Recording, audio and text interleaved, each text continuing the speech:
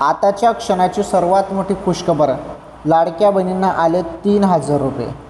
हो, चेक करा मोबाईलचे SMS.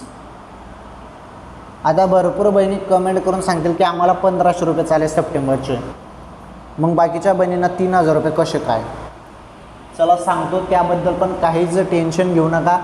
सर्व माहिती तुम्हाला भेटणार आहे, जराशी पण काळजी करू नका.